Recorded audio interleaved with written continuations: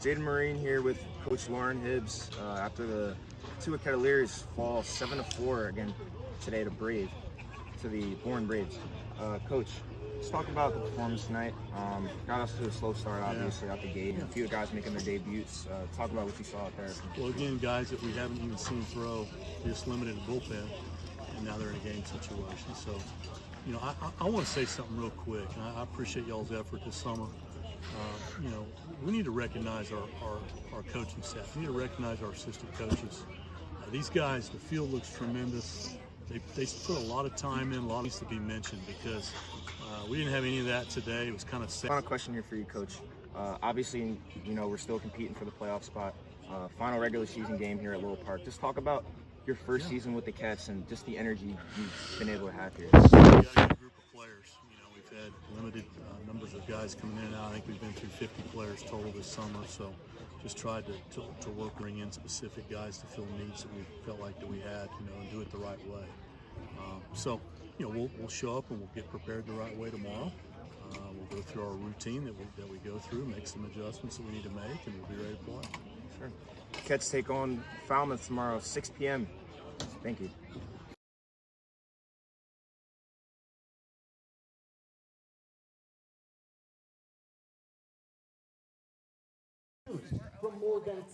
It is the final game of the regular season. Cotuit versus Falmouth for the 5th time and the 3rd here at Gov Fuller Field. This game could decide it for each of these teams. Hello, everyone, and welcome to the broadcast. Chris Albright's to my right. I'm Connor Shue, and this one is for all the marbles, Chris. Who would have thought we play a 40-game season and it all comes down to game 40? The Kets and the Commodores meeting tonight. Neither squad has clinched a playoff berth. Both are able to do so tonight, and for Cotuit, a win or a tie could do just that. Anything but a loss, and Cotuit clinches on their own power.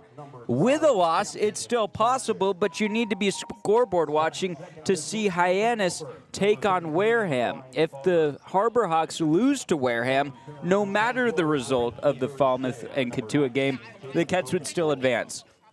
To break that all down simply, win and you're in for the Cats, tie and you're in for the Cats.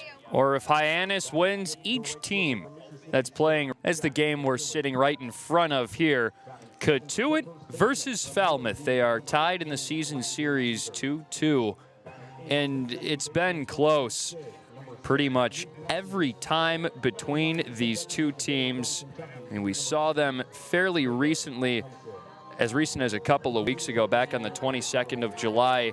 Cats took that last one 6-2, but Falmouth had the one before 6-7, and then the one before that Falmouth took as well. So Cotuit has the bookends. They won the first 3-2 at home and the second 6-2 in Falmouth. So each team has won right here. So it's truly anyone's game.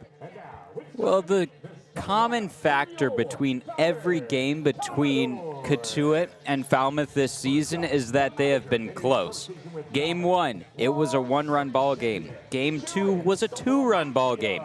You go back down to Game 3, it's a one-run ball game. Outside of Game 4, where the Cats won 6-2, these games have been close. These two teams are incredibly well-matched, and they're incredibly similar to their first season in the Cape League. And one of them, and in a slight case both make it, are looking to build a first-year season where you can build on a couple playoff appearances as well. We'll see who gets it. We'll see if both of them get it. Anything could happen here. So last time these two teams met, the Cats won 6-2 on this field, and it's pretty pertinent today's pitching matchup that Kettleers starter Ryan Buckler took the hill in that one back on the 22nd. Look at the box score at that one. He went 5 innings of two-run ball, didn't walk anybody, and struck out 4, so the Kettleers will look for a similar performance like that from a guy who just won the team co-pitching MVP shared with Peyton Manka. Well, Buckler has been nails for Cotuit this summer, and that start was no different. He got 4 runs of support in that game early on. Cotuit scored 4 in the first 3 innings, and that allowed Buckler to really be in command, not with the threat, of a tie game, breathe confidence to your starting pitcher. And when Buckler has the confidence, he'll be needing that tonight. If the Cats can get on top early, that's a big boost of confidence to your starting pitcher. And when Buckler has the confidence, he is really able to just dial it in. He only needed 65 pitches to get through those 5 innings against Falmouth earlier this month even. So just looking for those quick innings, when Buckler can stack those up back-to-back, that's when you see him not giving up the hits, not giving up the runs, really just relying on good, consistent pitching. And they're about to unveil the Cape Cod Baseball League MVP. And you just heard it, University of Arkansas, Micah New, who's leading off tonight for the Doors, has officially won the Cape League MVP, over a 300 batting average, the most home runs on Cape. He has been all over the top of the leaderboard in a number of stats. We'll break him down for you here in just a second as he earns the honor and will be in the leadoff spot today.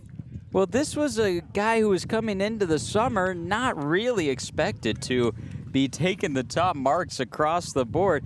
He just wrapped up his year at the University of Marshall, had good numbers there, but when he came to the Cape, he's a pretty much middle-of-the-pack guy. He was actually hitting 7th in the Doors opening night matchup, and since then, he's just risen in the ranks in terms of stats. He's risen in the ranks in terms of where he's at in the lineup card. He's now been an everyday leadoff man.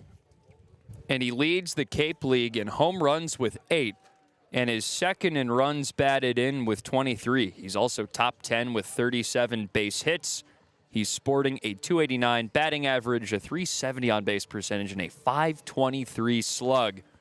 4 doubles and a triple to go with those 8 long balls. But we'll check out the Cotuit order since they're batting first here against TJ Coates, the right-hander for Falmouth. How do the Cats step up, Chris? Leading off today for Cotuit, it will be Camden Johnson, the man manning the hot corner. He has been an incredible asset for Cotuit all season long, appearing in every game but one. And the man hitting second, Ryan Farber, going a perfect 40 for 40. This will be his 40th appearance this season. He's batting second, playing shortstop. Caden Bogenpole bats third. He'll be playing center field. Zan von Schlegel makes a jump in the lineup card. He'll be playing left field. Nolan Stevens bats fifth, playing right. Jack Natilli doing the catching today. He is down to the 6th hole, but he's got some power. That's going to be a... Kazalt family, take care of your family. Be safe and comfortable in your home in any season with a Generac automatic standby generator from RCA Electric and Generators in Mashpee. RCA does it all, from consultation to installation to maintenance. For more information, For more information, visit rcaelectric.com. RCA Electric and Generators in Mashpee, generating trust. Kettleers Baseball is brought to you by Mid-Cape Oral Surgeons, the maxillofacial surgeon.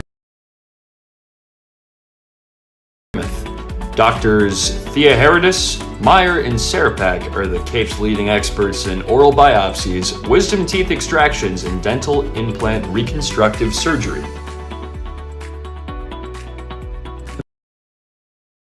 Raffle is brought to you by 4 Seas Ice Cream in Centerville, the oldest ice cream shop in Massachusetts. They've been in business 91 years, carrying many of the same unbelievable flavors. Visit 4 Seas Ice Cream and taste the difference. Get your 50/50 raffle tickets now. From bean to bite, sip, savor, and share a moment at Cape Cod Coffee. Their 2 Mashpee locations include the perfect brunch spot at Mashpee Commons and a lunch and dinner restaurant, the Full Bar right off Route 130. Cape Cod Coffee has also opened a new location in Wareham Crossing where you can indulge in delicious. Visiting any of these locations will... Cape Cod Coffee is a proud sponsor of the Kettleers are sponsored by longtime Cotuit resident Callahan of Kinlan Grover Compass. With over 4 decades of experience in commercial lending and real estate, Pat and John are the go-to choice for all things real estate in Cotuit and surrounding towns. Visit them at 681 Falmouth Road in Mashpee. That's the Callans from Kinlan Grover Compass, proud sponsors and longtime fans of the Kettleers.